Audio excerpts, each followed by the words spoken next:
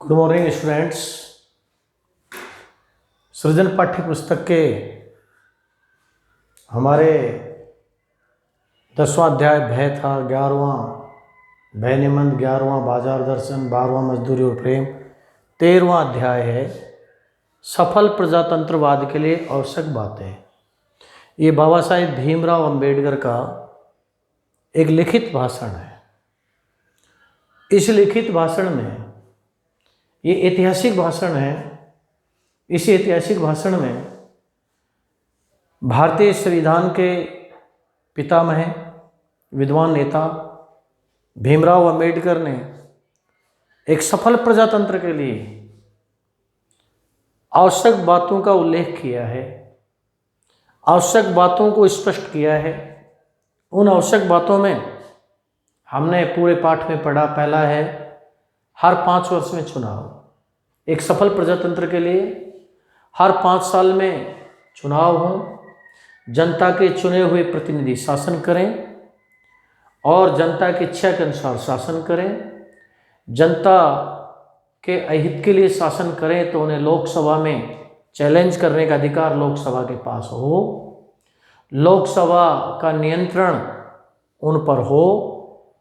वो सफल प्रजातंत्र की पहली शर्त है।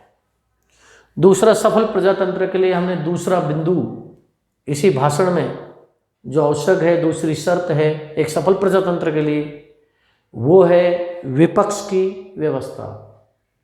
एक सफल प्रजातंत्र के लिए विपक्ष की व्यवस्था होनी चाहिए। विपक्ष की हथौड़ी के नीचे सरकार रहे, जनता की निषेधात्मक इच्छाओं को व्यक्त करने के लिए विपक्ष हो, विपक्ष की उपेक्षा नहीं हो, तभी हमारा प्रजातंत्र सफल हो सकता है। विपक्ष का एक नेता हो, उस नेता को मंत्री की तरह से सरकारी आवास मिले, सरकारी वेतन मिले और काम करने के लिए सरकारी कर्मचारी मिले, उसका एक कार्यालय हो, तभी लोकतंत्र रूपी भवन की नींव मजबूत हो सकती है। तीसरा बिंदु हमने ये पढ़ा था कि एक सफल प्रजातंत्र के लिए कानून और शासन में समानता होनी चाहिए। कानून में प्राय समानता होती है, कभी कभार कानून में असमानता देखी जाती है, जिसके बारे में बाबा साहेब भीमराव अंबेडकर ने ज़्यादा उल्लेख नहीं किया है, लेकिन शासन में असमानता देखी गई है। शासन में समानता हो, कर्मचारी स्थायी हों, कर्मचारी राजनीति से दूर हों और उन कर्मचारियों पर कोई अनुचित दबाव डालकर गैर कानूनी कार्रवाई, गैर कानूनी कार्य ना करवाया जाए, तभी प्रजातंत्र सफल होगा। चौथा बिंदु है अल्पमत और बहुमत में समन्वय। सफल प्रजातंत्र में अल्पमत में बहुमत में समन्वय हो। चुने हुए प्रतिनिधि या जिस दल को चुने हुए प्रतिनिधि ज़्यादा मिलते हैं वो बहुमत प्राप्त दल कहलाता है, सत्तारूढ़ दल कहलाता है, शासन चलाने वाला दल कहलाता है। जिसको कम सदस्य मिलते हैं वह अल्पमत या विपक्ष कहलाता है, उसमें समन्वय हो। लेकिन अल्पमत की बात की कभी उपेक्षा ना हो, उसकी बात पर गौर किया जाए, लेकिन अल्पमत को भी अनावश्यक हस्तक्षेप नहीं करना चाहिए। और उसके बाद अगला जो बिंदु था संविधान में आस्था। सभी राजनीतिक दलों का संविधान में आस्था हो, जनता की भी संविधान के प्रति आस्था हो और एक तरह से राष्ट्रपति का नियम अनुसार चुनाव हो, राष्ट्रपति प्रधानमंत्री की सलाह के अनुसार शासन करे और ये संविधान संबंधी आस्था है। नैतिक नियमों का पालन, नैतिक नियमों के पालन में भी माना जाता है कि समाज पूर्ण रूप से लोकतंत्र में नैतिक नियमों का पालन करने वाला हो और नैतिक नियमों का पालन होना चाहिए। एक स्वतंत्रता के साथ सदाचार का व्यवहार होना चाहिए। और अगला बिंदु है आपके सार्वजनिक अंतरात्मा। सार्वजनिक अंतरात्मा पर ही ये प्रश्न है। अब हम पहला प्रश्न देखिए, सार्वजनिक अंतरात्मा से आप क्या समझते हैं? डॉक्टर भीमराव अंबेडकर ने किस प्रकार प्रजातंत्र की सफलता के लिए, प्रजातंत्र के लिए इसे आवश्यक माना है। आप इसमें लिखेंगे कि भारतीय संविधान के पितामह एवं विद्वान नेता डॉक्टर भीमराव अंबेडकर ने अपने लिखित भाषण सफल प्रजातंत्रवाद के लिए आवश्यक बातों में सार्वजनिक अंतरात्मा को महत्वपूर्ण माना है। सार्वजनिक अंतरात्मा का आशय है, पैराग्राफ बदलेंगे, सार्वजनिक अंतरात्मा का आशय है कि हर एक अन्याय, चाहे वो किसी व्यक्ति पर हो या क्षेत्र पर हो या धर्म विशेष के लोगों पर हो, उस हर एक अन्याय को हर एक व्यक्ति देखकर उसका हृदय स्थिर हो जाए, उसका हृदय विचलित हो जाए और सब उस अन्याय को संगठित होकर उसका विरोध करने लगे। ऐसी एकता को सार्वजनिक अंतरात्मा कहते हैं और ये सफल प्रजातंत्र के लिए आवश्यक मानी गई है। ये सफल प्रजातंत्र के लिए आवश्यक मानी गई है सार्वजनिक अंतरात्मा। यानी इसको हम फिर लिखेंगे कि अंबेडकर जी के ऐतिहासिक भाषण में अंबेडकर जी के ऐतिहासिक भाषण में प्रजातंत्र की सफलता के लिए महत्वपूर्ण बिंदु उद्घाटित किए गए हैं। पैराग्राफ बदलेंगे। अब इसमें शासन तंत्र में कुछ ना कुछ अन्याय हो जाता है। जब हर व्यक्ति उस अन्याय को देखकर विचलित हो जाता है, प्रत्येक आत्मा उस अन्याय से दुखी हो जाती है, उसकी मुक्ति के लिए कंधे से कंधे मिलाकर सभी लोग प्रयास करते हैं, एकजुट हो जाते हैं। इस तरह की एकता सार्वजनिक अंतरात्मा कहलाती है, जो कि प्रजातंत्र की रक्षा के लिए आवश्यक मानी गई है। इस एकता से प्रजातंत्र के भवन की नींव मजबूत होती है। तो देखिए सार्वजनिक अंतरात्मा क्या है। अंबेडकर जी ने अपने ऐतिहासिक भाषण सफल प्रजातंत्रवाद के लिए आवश्यक बातों में प्रजातंत्र की सफलता के लिए महत्वपूर्ण बिंदुओं को उद्घाटित किया है। ये 2 लाइन 3 लाइन में पहले हमने लिख दिया।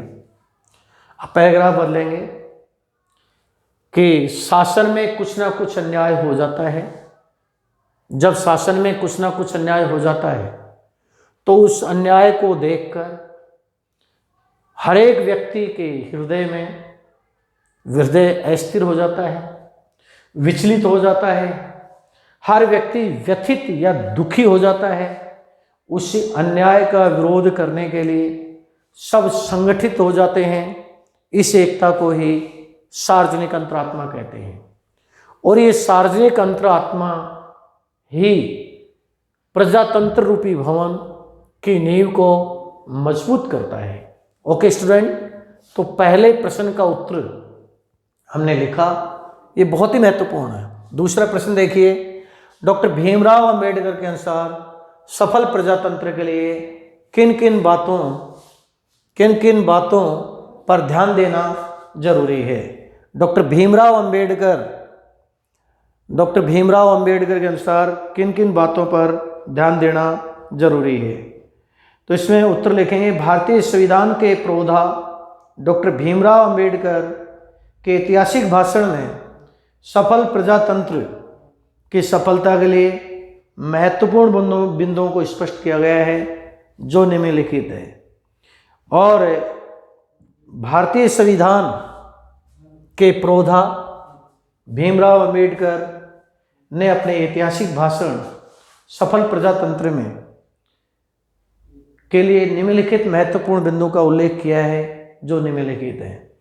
पहला बिंदु नंबर 1 कि हर 5 साल में चुनाव हो, जनता के चुने हुए प्रतिनिधि शासन करें, जनता की इच्छा के अनुसार शासन करें। जनता की इच्छा ना हो तो उस सत्तारूढ़ दल या शासन चलाने वाले दल को लोकसभा में चैलेंज करने का अधिकार हो, यानी उस सत्तारूढ़ दल पर या शासन चलाने वाले दल पर लोकसभा का नियंत्रण होना चाहिए। दूसरा जो इसमें बिंदु है वो हम देखेंगे। दूसरा बिंदु है सरकार को नियंत्रित करने के लिए विपक्ष होना चाहिए। विपक्ष की हथौड़ी के नीचे सरकार रहे। सरकार को नियंत्रित करने के लिए विपक्ष होना चाहिए। विपक्ष की हथौड़ी के नीचे सरकार रहनी चाहिए। एक विपक्ष का नेता होना चाहिए। उस नेता को मंत्री की तरह से वेतन मिले, आवास मिले, काम करने के लिए उसे कर्मचारी मिले और सरकार के अनुचित कार्यों में वो हस्तक्षेप करे, तभी हमारा लोकतंत्र सफल हो सकता है। लेकिन विपक्ष को अनावश्यक हस्तक्षेप करने की आवश्यकता नहीं है। ये भी सफल प्रजातंत्र के लिए आवश्यक है। और अगला बिंदु जो हम इसमें उल्लेख करेंगे और तीसरा बिंदु है कानून और शासन की दृष्टि में समानता। देखिए, प्राय कानून की दृष्टि में सभी समान होते हैं।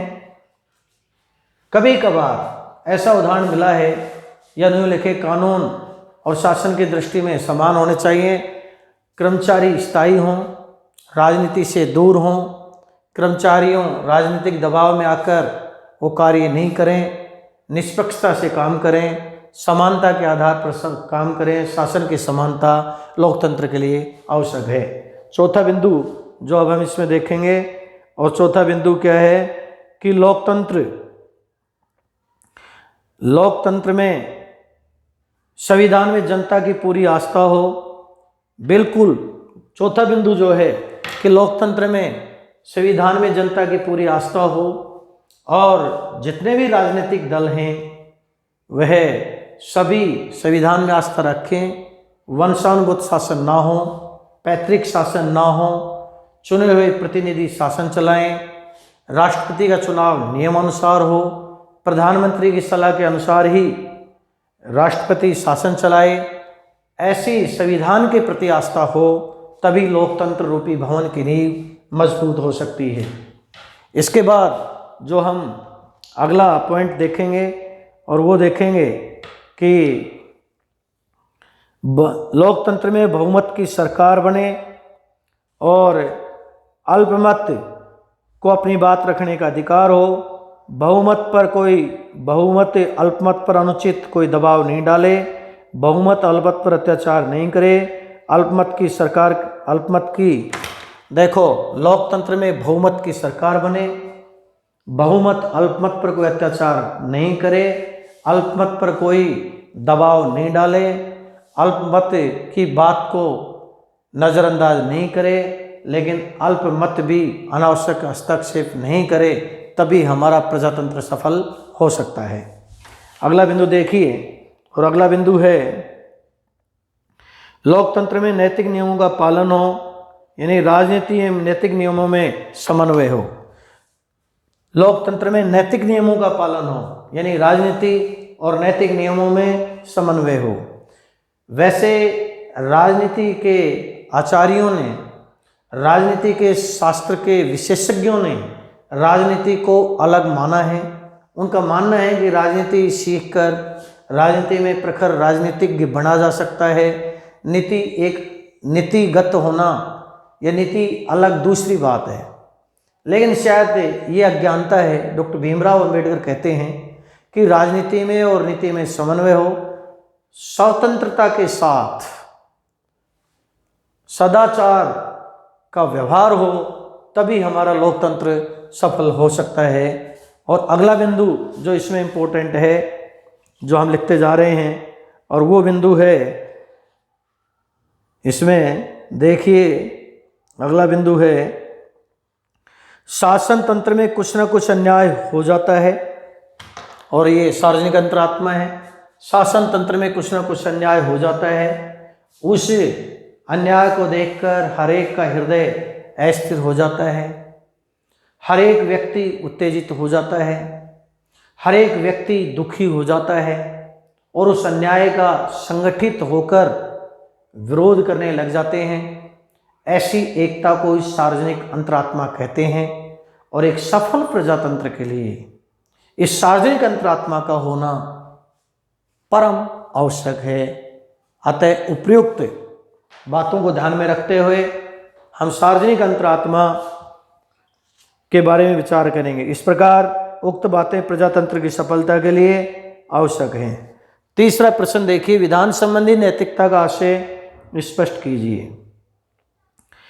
अंबेडकर जी ने अपने ऐतिहासिक भाषण सफल प्रजातंत्रवाद के लिए आवश्यक बातों में विधान संबंधी नैतिकता को एक तरह से आवश्यक माना है। विधान संबंधी नैतिकता को भीमराव अंबेडकर ने अपने ऐतिहासिक भाषण सफल प्रजातंत्रवाद के लिए आवश्यक बातों में विधान संबंधी नैतिकता को आवश्यक माना है। पैराग्राफ बदलेंगे कि शासन में कुछ ना कुछ अन्याय हो जाता है, उस हरेक अन्याय को हरेक व्यक्ति देखकर उसका हृदय अस्थिर हो जाए, विचलित हो जाए, उस अन्याय का विरोध करने के लिए सब संगठित हो जाए, उस अन्याय का विरोध करने के लिए सब संगठित हो जाए। सॉरी, ये तो सार्वजनिक अंतरात्मा है, लेकिन हम यहाँ क्या करेंगे, अगला प्रश्न देखिए, विधान संबंधी नैतिकता से आप क्या समझते हैं। अंबेडकर जी ने अपने ऐतिहासिक भाषण सफल प्रजातंत्र के लिए आवश्यक बातों में विधान संबंधी नैतिकता को महत्वपूर्ण शर्त माना है। पैराग्राफ बदलेंगे, विधान संबंधी नैतिकता का अर्थ है कि संविधान में जनता की पूरी आस्था हो, राजनीतिक दल उस संविधान में आस्था रखें, राष्ट्रपति का चुनाव नियमानुसार हो, वंशानुगत शासन ना हो, पैतृक शासन ना हो और प्रधानमंत्री की सलाह के अनुसार ही राष्ट्रपति शासन चलाए, तभी हमारे प्रजातंत्र की नींव मजबूत हो सकती है। अब पैराग्राफ बदलेंगे, भारतीय संविधान के पितामह डॉक्टर भीमराव अंबेडकर ने अमेरिका के संविधान का इसमें उदाहरण दिया है कि जॉर्ज वाशिंगटन अमेरिका के पहले निर्वाचित राष्ट्रपति थे, दूसरी बार बने, तीसरी बार साफ साफ मना कर दिया और उन्होंने कहा कि वंशानुगत शासन करना, पैतृक शासन करना एक राजतंत्र है, इसलिए विधान संबंधी नैतिकता का होना जरूरी है। अगला प्रश्न देखेंगे, अंबेडकर जी ने प्रजातंत्रवाद का क्या आशय बताया है, इसको हमें लिखेंगे। देखिए, डॉक्टर भीमराव अंबेडकर ने अपने ऐतिहासिक भाषण सफल प्रजातंत्रवाद के लिए आवश्यक बातों में प्रजातंत्रवाद का आशय स्पष्ट किया है। प्रजातंत्रवाद का आशय है कि हर 5 वर्ष में चुनाव हो, चुने हुए प्रतिनिधि शासन करें और शासन चलाने वाला व्यक्ति जनता की इच्छा के अनुसार शासन करे और लोकसभा पर उसका नियंत्रण हो, अल्पमत और बहुमत में समन्वय हो, कानून और समानता की दृष्टि से सभी समान हो, नैतिक नियमों का पालन लोकतंत्र में हो, समाज में हो और सार्वजनिक अंतरात्मा हो, तभी वह सफल प्रजातंत्रवाद है, वरना वो राजतंत्र है।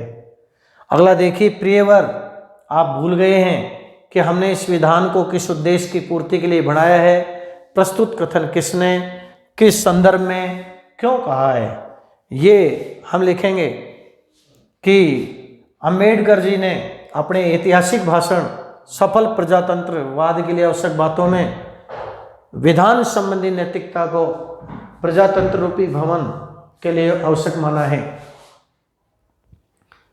प्रजातंत्र रूपी भवन के लिए आवश्यक माना है।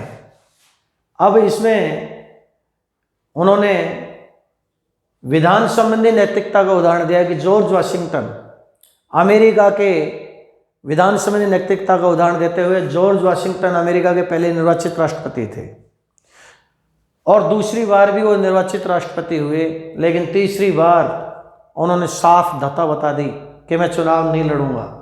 उन्होंने अमेरिका वासियों का कि प्रियवर, आप भूल गए हैं कि हमने इस संविधान को किस उद्देश्य की पूर्ति के लिए रचा है। अगर मुझे बार बार आप अपना राष्ट्रपति चुनते रहेंगे तो ब्रिटेन के राजा में और उस राजतंत्र में और इस लोकतंत्र में कोई अंतर नहीं रहेगा। वंशानुगत शासन, पैतृक शासन एक राजतंत्र है। तो ये जॉर्ज वाशिंगटन ने कहा है। अतः इतना ही आज। Thank you so much. Okay bye bye.